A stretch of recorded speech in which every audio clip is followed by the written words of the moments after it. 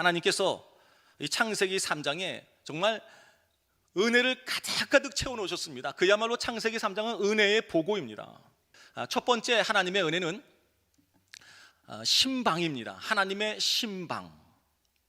하나님께서 남자와 아담과 여자를 방문해 주셨습니다. 우리가 어두운 세상 속에 죄 가운데 있다 할지라도 하나님은 우리를 또 졸졸 찾아오셔서 또 신방해 주시고 만져주시고 붙잡아 주시는 줄로 믿습니다. 내가 어디를 가든지 무엇을 하든지 나 하나님 여호와가 너와 항상 함께 하리라. 두 번째는 하나님의 질문입니다. 9절에 보시면 하나님께서 이제 아담을 부르십니다. 내가 어디 있느냐? 여러분, 하나님께서 우리에게 추궁하려고 너 빨리 안 나와? 여러분, 이런 식으로 지금 찾고 있는 것이 절대 아니라는 거예요. 하나님은 다 알면서도 모른 척 해주세요. 내가 어디 있느냐? 회개할 수 있는 기회를 주시는 겁니다. 세 번째는 하나님의 편애입니다. 편애. 하나님께서 아담과 하와에게는 질문을 하셨는데 어디 있느냐, 또 왜 먹었느냐, 이런 질문을 하셨는데 뱀에게는 아무런 질문도 하지 아니하시고 무작정 분노를 쏟아 부으셨습니다.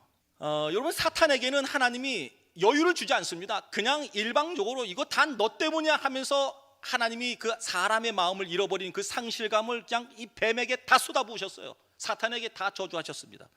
그래서 여러분, 사탄은 이미 저주받은 존재예요.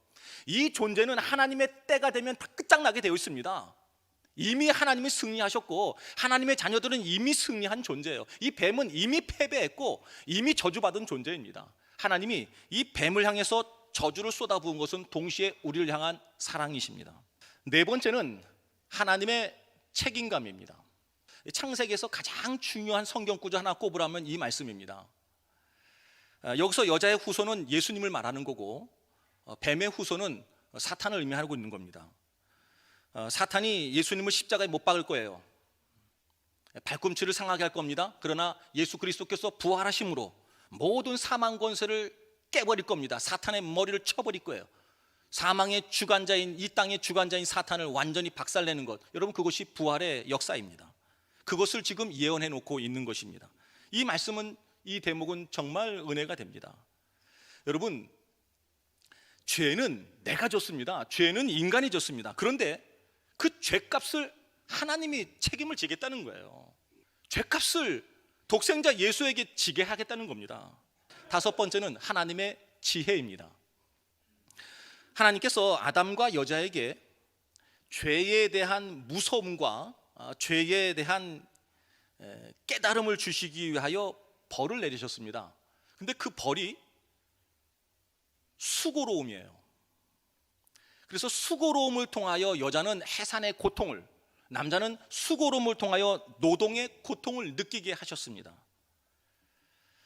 우리가 고통을 느낄 때 그것을 고난이라고 표현하죠.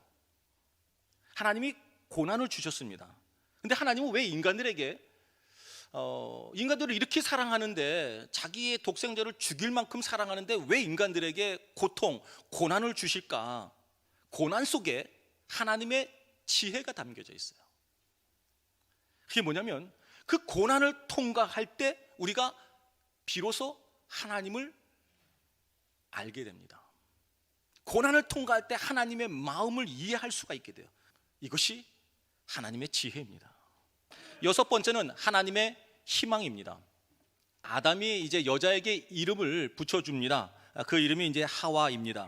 여러분, 이것이 왜 중요한가 하면 지금 이 순간이 아담과 하와가 하나님께 회개하는 장면입니다. 앞에 보세요. 회개하는 장면이 없죠. 비로소 여기서 회개하는 거예요. 우리는 죽은 존재다. 그러나 하나님의 은혜에서 다시 살았다. 지금부터 사는 것은 내가 사는 것이 아니요 하나님의 은혜로 사는 것이다. 이 고백이 터지는 순간 하나님의 마음이 얼마나 희망으로 부풀었겠습니까? 마지막 일곱 번째입니다. 하나님의 패션입니다. 하나님은 가죽 옷을 입혀주십니다. 가죽 옷이라고 영원하지 않습니다. 그것도 유한하긴 마찬가지. 이 땅에 무한한 것은 오직 하나님 말씀밖에 없습니다. 근데 문제는 하나님이 만들어 주셨다는 거예요. 하나님이 그 가죽 옷을 만들 때 어떤 동물인지 모르지만 동물을 죽여야만 했습니다. 피를 봐야만 했습니다. 이것이 바로 독생자 예수 그리스도이십니다. 자, 패션이라고 제가 말씀을 드렸는데 영어 단어 죄송합니다. passion, 열정이란 뜻이에요. 여러분, 하나님의 열정입니다. 어떻게 해서든지 우리의 수치심을 가려주시기 위하여 독생자까지 아끼지 아니하시는 하나님의 열정. 근데 그 패션이라고 하는 단어에 똑같은 단어가 뭐가 있죠? 순환이라고 하는 단어가 있어요. 고통이란 단어가 같은 단어입니다. 하나님의 열정이 어떻게 나타나요? 십자가의 순환으로, 십자가의 고통으로 연결이 되죠. 그리고 나서 마지막이 뭐예요? 우리 말로는 똑같지만 영어로는 다르죠. 또 다른 패션, fashion, 그 스타일, 패션. 하나님이 그리스도의 옷으로 우리를 입혀주십니다.